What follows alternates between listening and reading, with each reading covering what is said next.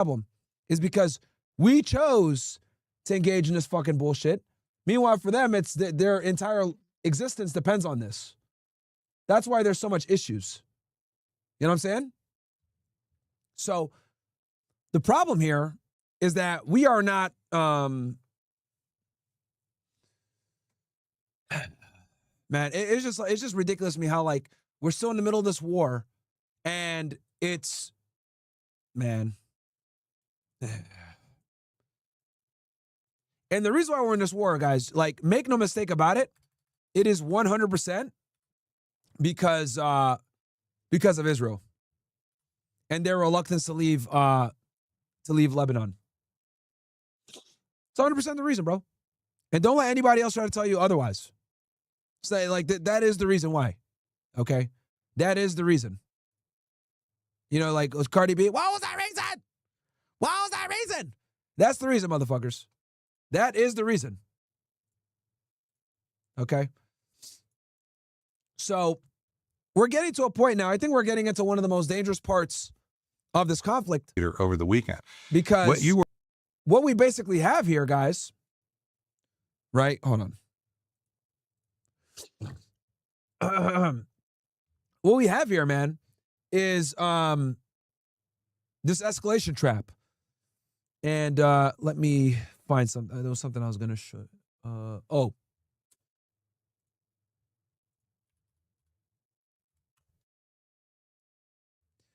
So we're almost at $100 for a barrel of Brent. Okay? That's not good. Okay? That's not good at all. Very bad. And it's only going to go up, man. It's only going to go up, bro. It ain't going to get cheaper. We're seeing here, Stephen, is as we have essentially as Iran. And Trump doesn't have any more options left. It's about hitting civilian structures. He threatens to hit the civilian structures as well. Right? So that's where we are. That's where we are right now. He doesn't have many options left militarily. So the next step is to hit civilian structures, right? And try to get Iran to say uncle, but that's not going to happen. Because for them, we attack them. This is a war for their existence. We killed the supreme leader on day one. We bombed the school and killed almost 200 kids.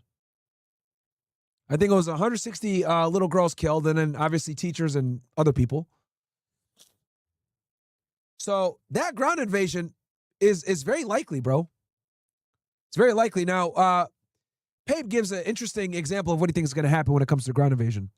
Because Trump doesn't have many more options. You have power plants, you have desalination plants.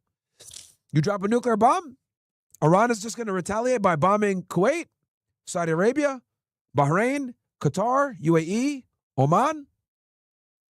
All these countries are sitting fucking ducks, bro. And then they just closed the Bab el-Mandeb Strait as well. The Houthis just blew up a Saudi ship, if I'm not mistaken, not too long ago. A couple hours ago, before I went live. Started to shoot at ships here to try to reinforce the MOU. President Trump upped the ante. Now we're in our ninth day of bombing in a row. Now Iran is upping the ante. And Iran is upping the ante in multiple ways. It's attacking our base in Jordan, which it only rarely done since March, actually. Okay, 14 minutes ago, breaking news. Ballistic missiles are reporting hitting an Aramco oil terminal. Unconfirmed footage shows missile impacts against Jazan on Saudi Arabia's Red Sea coast, with at least 5 ballistic missiles reportedly fired. The suspected target, unconfirmed, Aramco's marine terminal at Jazan City for primary and downstream industries just north of the main city. Jazan sits in Saudi Arabia's far southwest, directly in range of Houthi launchers across the Yemeni border. It will be the first strike on Saudi oil infrastructure since the Houthis declared their blockade and promised escalation with escalation after the Houthi strikes. Nothing is verified, no Saudi confirmation, no claim responsibility, and no damage assessment yet. If Aramco's infrastructure is genuinely burning, the war just crossed the line every threat pointed at. Iran's axis hitting the Gulf energy economy itself. The exact escalation the region spent 5 months dreading. Bruh. Holy. Ah.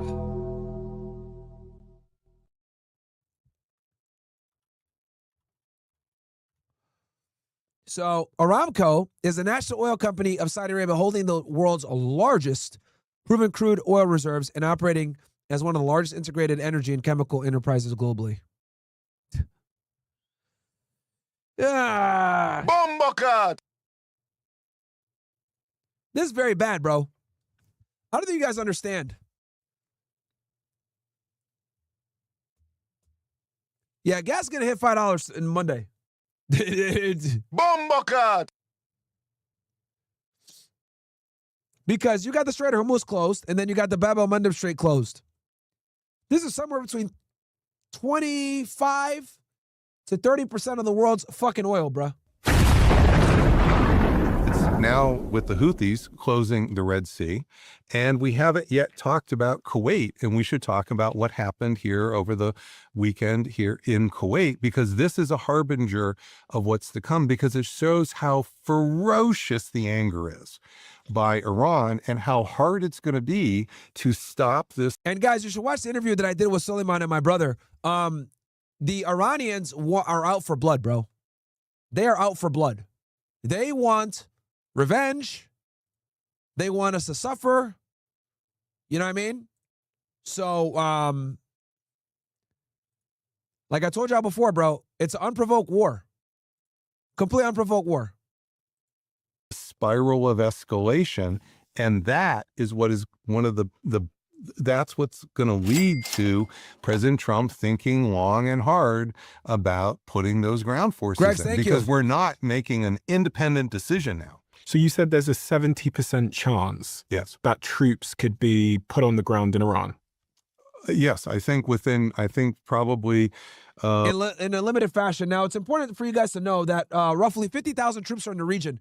However, only about 1/3 to a quarter of them are combat troops. You got Marines and you got, I think it was 82nd Airborne, if I'm not mistaken. So you only have a limited amount of these guys that are actually like combat trained in the region. within the next month, maybe even shorter than that. It could even be by the end of Trump is weighing it for sure. this week. This is something that I've made for you. I've realized that the Diary of a Serial Doing in the last week and a half, an exquisite ability to precisely target, and we don't know for sure they're able to track the movement of our naval ships in the Gulf of Oman, or they're getting help with either from the Chinese or the Russians in doing that. But I'm specifically worried that as this escalates, they've just closed the strait, they've just closed the Red Sea. This was a couple of days ago that they filmed this. If we keep going forward, and we'll find out if Trump will pull back or not, but if we keep going forward, one of the big things I'm concerned about this week, next week, would be an attack on a ship. And I think it would be a barrage attack. The second thing I'm concerned about is because Yeah, they've already been doing that, attacking the ships. we are now And they just hit Aramco as well, as you guys can see, which is, a big problem for Saudi Arabia. Because, guys, the thing here, right, with Saudi Arabia has been able to kind of like offset some of the pressure on them, because what they did was they used the pipeline to move 5 million barrels of oil through the country into the Red Sea, where they can still ship it out. But them closing down the Bab el-Mandeb Strait down here creates an enormous obstacle for them. So the Saudis were in a better position than a lot of these other Gulf countries who have to utilize the Strait of Hormuz, which is right here. Okay? They were able to kind of use that pipeline and dump it in the Red Sea and work that way. But the Houthis are like, nope, no more, buddy. Nope. No more. The pirates are boarding the ships and bombing them. now literally threatening ground occupation. That's Um,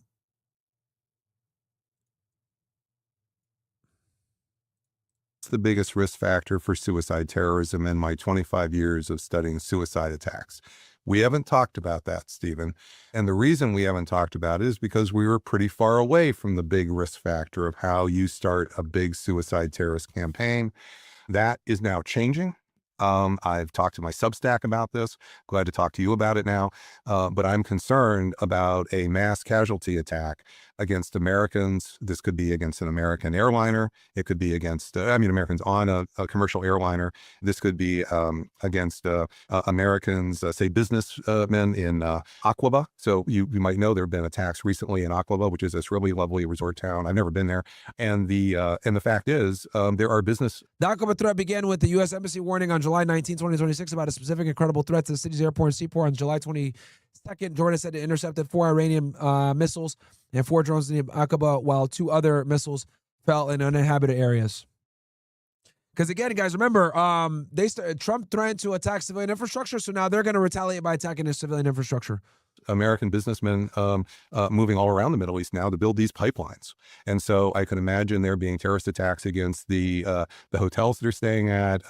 The German and British embassies have just ordered their evacuation. America State Department has issued an advisory over the weekend for Americans to start leaving the region. But I'm concerned about terrorist attack because threatening or actually doing ground control, controlling pieces of homeland territory, is the biggest risk factor for suicide terrorism. That's what causes people more than anything else to strap on. And guys, these strikes on Saudi Arabia, breaking news, literally within the last 30 minutes, man. So you guys are hearing it first. You guys are hearing it here first, bro. Literally within the last 30 minutes that these Aramco, this Aramco location was hit. Huge fucking escalation. On bombs to kill others while they're killing themselves. So before we explain in detail, so when you say, Stephen, what I'm looking for in the next few weeks, I'm seeing the spiral of. And you know what pisses me off the most, bro? It's like these guys are telegraphing what they're going to do. Look, the Houthis released this video, right? Niggas are out here giving promos of how they're going to attack Saudi Arabia. Bruh. And Trump and these fucking idiots still escalate.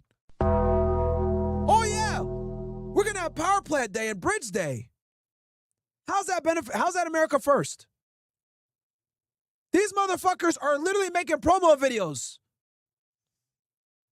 They're literally making promo videos of what they're going to do. See, here's the problem with this fucking conflict. This war has proven that we are a fucking paper tiger, that we cannot protect our allies in the fucking region, bro. Okay? Saudi Arabia is a fucking ally. They're a big reason why our dollar is so strong. Okay? We can't have these Houthi niggas blowing them up. Do you guys get that? Nixon struck a deal back in the 1970s with these guys. And that is a big reason why the U.S. dollar has been so powerful for so goddamn long. Nixon and Henry Kissinger.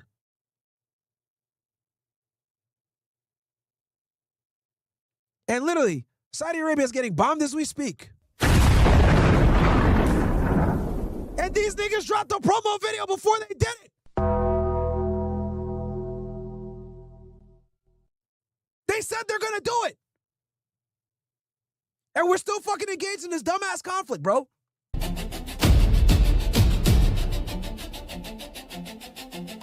It's like, hey, these are the places we're gonna hit you at.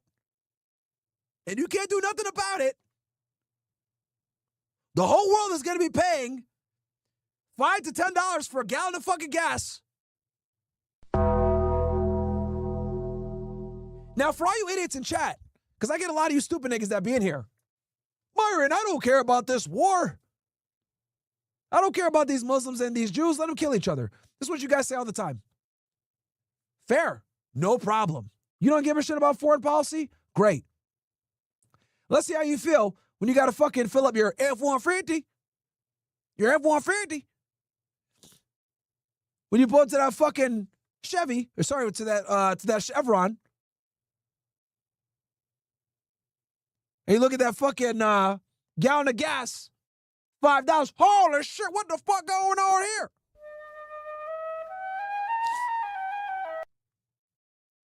Oh, yeah, then you're going to wonder, what the fuck is going on? I told y'all niggas. I've been telling y'all since fucking February this war is retarded. Since February 28th. Don't forget, guys, I was live on air.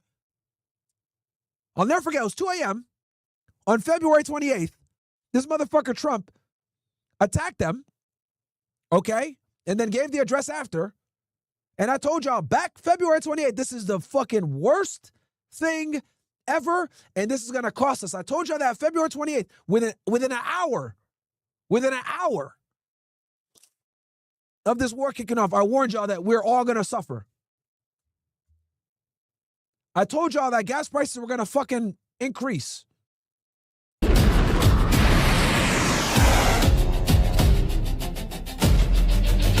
كل المنشآت النفطية السعودية والمنشآت الحيوية بهدف صواريخنا وطائراتنا المسيرة ورط نفسه في العدوان الشامل على بلدنا واتجه للتصعيد بدلا من أن يحترم نفسه وأن يكف عن حصارنا. Yeah, bro. Like, what the fuck, man? Like, it's stupid.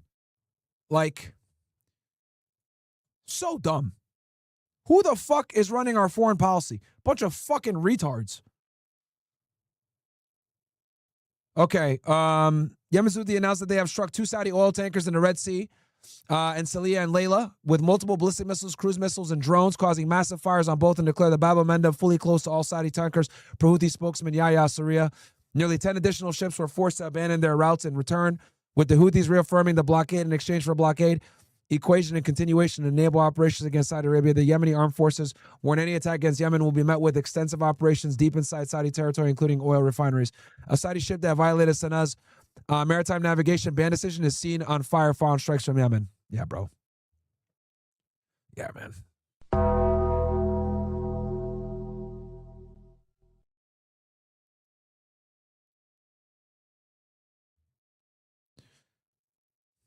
Escalation now occurring. It's a two-sided spiral. It's not just President Trump. So there's a war on multiple fronts. Okay, guys? We basically got 3 different wars going on right now. You got... Oh, man. This is fucking bad, bro. This is really fucking bad. So, you got a war going on, obviously, between the United States and Iran, right? They're bombing Bandar Abbas, this whole area. And they're also starting to bomb into Tehran and Isfahan. Then you also got a war going on in southern Lebanon with the Israelis, with the IDF and Hezbollah. And then you got the Houthis in a full-on fucking onslaught with Saudi Arabia. Now, so there's a war on 3 different fronts going on right now in the Middle East.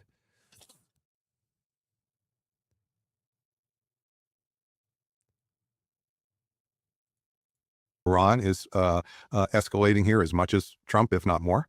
And in this spiral of escalation, there could be a mass casualty attack, either against our troops or against American civilians. And the American civilian attack could be anywhere in the world. It could be in Indonesia. It could be London. It could be anywhere. And if that mass casualty event happens, I think what you're going to see is that this is likely going to cause that division we just discussed here in America, support for the war, to harden even more. And you're going to get, though, it's gonna be a lose-lose. It's gonna be like almost a Vietnam situation. Like, oh man, we lost people. That's exactly what Ukraine is dealing with right now in Russia. Too many casualties, so neither and both have maximalist demands, and the war's not going to end anytime soon. Hence support for continuing the war now to stop mass casualty attacks by Iran in the future. So you have spent some of your career studying terrorist attacks and, I guess, suicide terrorist attacks. Specifically, yes. Give me a view into the research, the work you've done there. You've written a book on it. Two books on it. Yep. And then the suicide attacks are the biggest killer. What is it about Okay. invading their country in particular versus bombing their country in particular that causes suicide terrorist attacks from your research? Like, what is it? Because bombing them from the sky is killing people. It's not the killing people part of this that matters. It's the political control part that comes with the ground forces. So the reason to use the ground forces is to impose political control. So that's because you can't just use air power to win a war. You have to follow it up with troops on the ground. Now, Trump and Netanyahu thought that the Iranian people would have filled this void. But that didn't work. Nope. Okay? Didn't work at all. Huge miscalculation because he thought 96 hours, government collapses, the people rise up, they take it over. Yep. But that didn't happen. The Iranians were able to maintain control. The government did not collapse. And we ended up looking like idiots. And then we continued to bomb. Then they shut down the Strait of Hormuz. Gas prices soared. And then they put Trump in a fucking headlock, basically. It's not just killing people, Stephen. So the reason why America put in ground forces is to get political control. And that political control means the group controlled doesn't control its way of life. it's just sort of seen as a deeper violation. Is that ultimately what it is? It's a deeper violation that is not in control of the local population. So when we put in ground forces in Afghanistan after we toppled the Taliban with air power, by the way, but we don't get much suicide attacks in Afghanistan till we start pouring in ground forces in Afghanistan. That comes after we topple the Taliban. So we topple the Taliban in fall 2021. And then we get the suicide terrorism starting several years later in Afghanistan. It's because that's when we're putting in the ground forces. So Donald Trump has just posted on Truth Social a few hours ago saying every time Iran kills an American soldier, they will pay for that killing many times over. This directive has been passed on to the Secretary of War, Pete Hegseth, Chairman of the Joint Chiefs of Staffs, and his other military leader. And obviously this is in response to losing an American life. And he's very actively tweeting as we speak about the war, tweet after tweet after tweet after tweet on Truth Social. It begs the question. I mean, I just don't know. What is there an achievable end game or off-ramp here that restores the free shipping through the Strait of Hormuz, but also allows the United States to retract without appearing to have suffered a strategic defeat? Interesting question. But, quick word.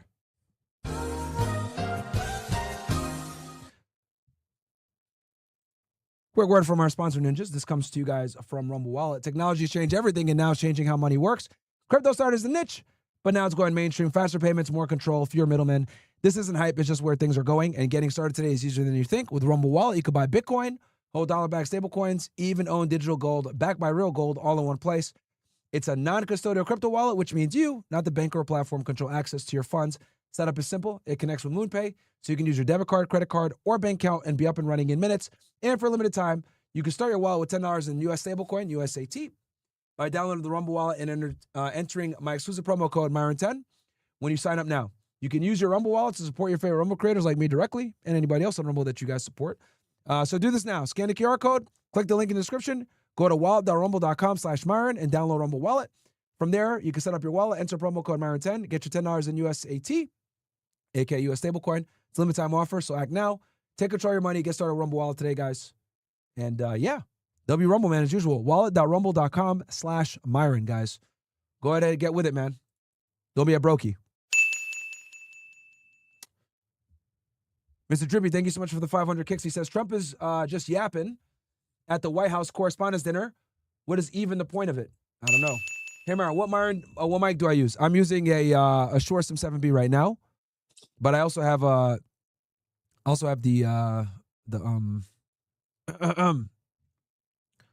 also have the U87, the Newman U87. But anyway, let's get back to it, guys. No, Stephen, there's not an achievable off-ramp. That ship sailed first when President Trump decided in the first week in March not to declare. He could have declared, my advice at that point, first week in March. Yeah, he could. There's no political off-ramp that he could get off where he's not going to have egg on his face, basically, is the answer. Was to declare victory and walk away. To say all you wanted to do was teach Iran a lesson. You killed the supreme leader, a bunch of other leaders. Now let's go back to negotiate with about Iran's nuclear program. He did not do that. When I was with you in April, I was giving a different advice. That advice then was to militarily contain Israel. That advice was to keep...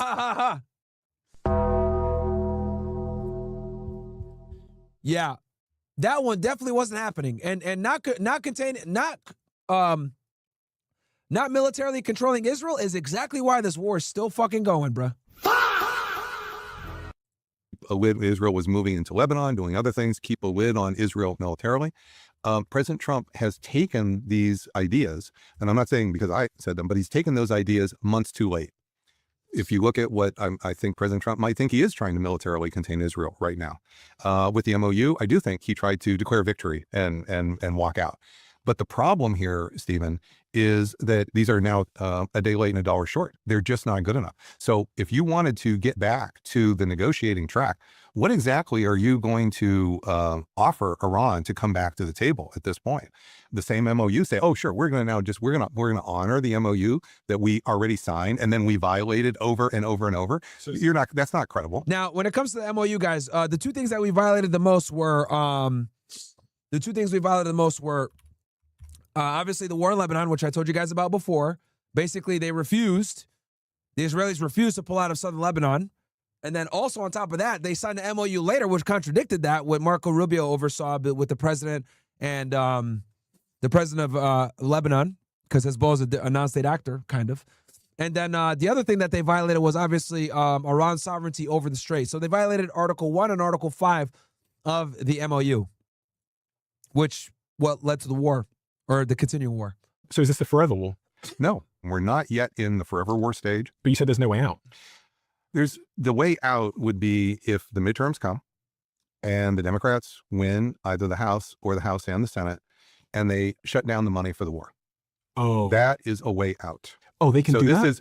Yes, that's what happened in Vietnam. All right, guys, I'm going to drop, in my OSS, guys, I'm dropping a link in the chat for you guys for the poll.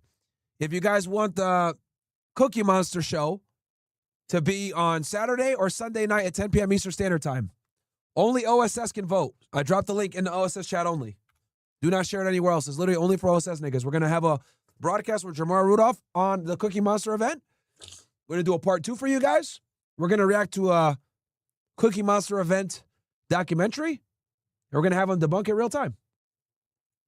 They can shut down the money for the war. They can shut down that's what Congress did. Yes, Congress has the power. It doesn't use it very often. The last time it did this was in 1974. The reason as I showed you on that escalation ladder, I said there is a stage 5 of forever war. We're not at a forever war yet. What would be a forever war would be where that will come. And the reason I'm defining the escalation period between now and the midterms is the most crucial period right now. This is going to determine everything, and what's going to determine the outcome of the next few months is, can America open the Strait of Hormuz physically? What could easily happen between now and the midterms is President Trump tries to open the Strait of Hormuz, or he allows Iran, he won't be able to open it back up. He's going to try, but he won't be able to open it back up. His Article 2 constitutional authority, claiming he has the inherent power to defend America's interests and troops without needing legislative approval. Finally, even if Congress refuses to authorize new funding, the president can use And we know he's going to get spanked at the midterms. emergency transfer authorities and creative accounting to shuffle existing Pentagon budget funds to keep the military operations running in the short term. You just OSS, I posted the link in there. Vote, niggas. defined a constitutional crisis. Congress will think it has the power. President Trump will think he has the power. That is what is a constitutional crisis. And that's why these midterms, as my, don't mean to say it quite in this context, but as you know, I have a book coming out, Our Own Worst Enemies. The preface is called The Most Dangerous Elections in Our Lifetimes. That is why this election coming up will be the most dangerous election in our lifetime, because the tensions now are growing on top of all that. They're not calming down those waters. The Iran war is making all these worse. And what you just read is the tension here that could well come, because the Democrats are not going to want there to be a forever war. And they'll likely fight really hard once they control one or both houses of Congress. President Trump will want to fight really hard for his legacy and his domestic agenda, including deportations, including ICE. So this will all come together. These will not be compartmentalized, separate issues as we get into the midterms. That's why I'm saying that the midterms. We're not heading to a future where it's just about what happens to military bases overseas. It's just about what happens to ships overseas and what's happened in Hormuz. These lines, the domestic political violence in the United States, I call this the era of violent populism, and the growing tensions in the country over the Iran war. These two lines, the domestic crisis and the international crisis, are about to come together. And as I told my research team in the summer of 2024 in talks I gave in Chicago, my nightmare, they asked me what my nightmare scenario was. This was in the fall of 2024. And I said, my nightmare scenario is we have an international crisis at the same time as we have an election. In the fall of 2024, we really didn't have that. Now we do. And this is, we're heading into the fall of 2026. And this was always my nightmare scenario. Why? What does that mean? What are those two things colliding? Those two things colliding start to look like the 1960s. And what happened in the 1960s? The 1960s. Lots of crazy shit, man. Multiple assassinations, feminism going crazy.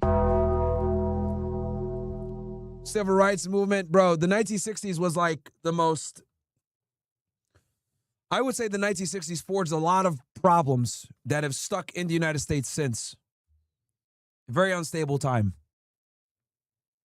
And then it led to the 1970s, which had a high fucking crime rate. In the 60s, we had mass. All the top serial killers, just so you guys understand, all the top serial killers operated in the 1970s. That should tell you something.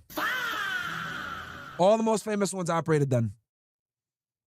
Demonstrations. We had anti-war violence. We had anti-war terrorism with the Weather Underground. We had multiple assassinations that occurred. Martin Luther. JFK, obviously, JFK, MLK, RFK. King. It was Bobby Kennedy was assassinated. The convention in Chicago, there was RFK. That's just mass Bobby Kennedy demonstration. Mayor RFK. Daley in Chicago gave a shoot to kill order. I already mentioned to you the Weather Underground string of bombs that they set off. So what we faced in the 1960s was the collision of domestic political tension with an unpopular war. That's how you got the chaos of the 1960s. I have a whole chapter in the book about the 1960s and why it was so particularly intense. So do you think that Trump is likely to lose the midterms as things stand? Do you think the Republicans are likely to lose? Here's the thing. If we have a mass casualty attack, this will increase the odds of Trump and the Republicans winning in the midterms. And I think if we have a world economic crisis without the mass casualty attack, then I think it's likely that the Republicans will lose in the midterms. Okay. So I think we have, the reason I can't give you a clean answer to this, which I know people want. And what Robert Pape also predicts is that they're going to invade right here in the southern tip, this area that is the least populated. Also, if I'm not mistaken, I think the Balochs are over here as well. And then also, if you guys notice, what is in the border of? Pakistan, an ally. So he predicts if there is going to be a ground invasion, they're going to come from this angle, which makes sense because you're right on the border. You're right on the border of an ally, right? Take a couple of these little, towns or whatever. You can easily secure it, but the problem is, after that, you're stuck there. And, we all know what happens when it comes to Iran's ballistic missiles and drones. Boom, boom, boom. Zodiac operated in the late 1960s. I don't know if he killed any. We don't have any confirmed kills in the 1970s for the Zodiac. So, yeah. Either way, man, Trump's in a very bad spot, bro. A ground invasion would be a fucking nightmare, but that'd be the only way that they can invade. We're talking about, few thousand troops, So, anyway. No bueno, man. No bueno. They would, because we have multiple specific issues here that are now as part of the spiraling violence. Steve. And three months isn't awful long. It's a long time because that mass casualty attack could happen in October. And it doesn't have to be command directed by Iran. Yeah, Trump is stuck, man. There's not really much he can do militarily, and he knows it. So, someone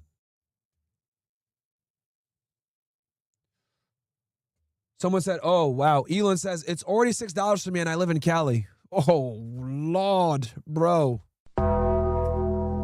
Oh, man, I'm sorry, bro. You're a cook, bro. Yo, you might honestly go to the gas station on Monday and it's going to be 7, dude. You might honestly go to the gas station on Monday and it's going to be 7, dude. Someone said a 7 in the Bay? Oh, Lord. All right. All right, guys, we're going to cover the Tate interview now. Okay? We're going to pick up where we left off. We're going to do this on OSS, niggas. Okay, we're going to do this on OSS. It's only $1 to join. I don't want to hear nobody fucking bitching. Okay? It's literally just use the code LYouTube. Okay? We're going to jump on over to OSS. Real nigga timing. We're midway through. We're going to talk about, this is the suicide part, which honestly, it's safe that we're not covering this on YouTube anyway. So, come on over, guys.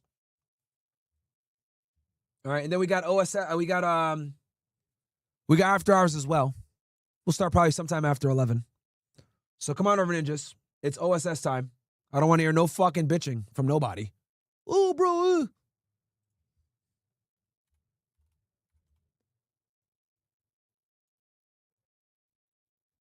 Under Trump, we will have no more wars, no more disruptions, and we will have prosperity and peace for all. The mission of Operation Epic Fury is laser focused. The United States military obliterated Iran's nuclear weapons program with an attack on Iranian soil.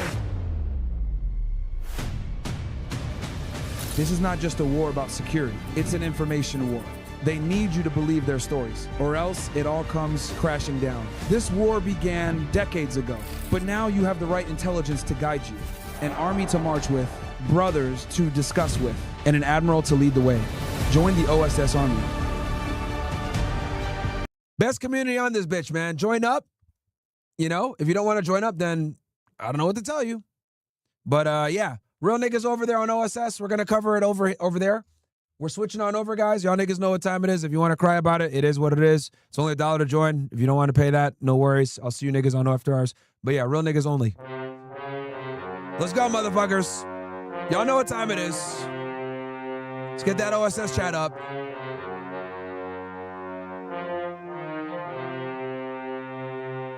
Man, these people took my kids from me, then they post my bank account. I got so much anger in me, got no way to take it out. Think I'm stuck in a matrix, when I fuss my nitrous. Yes, I am a cook, I like when people fuck on my bitch. All right, niggas, let's go.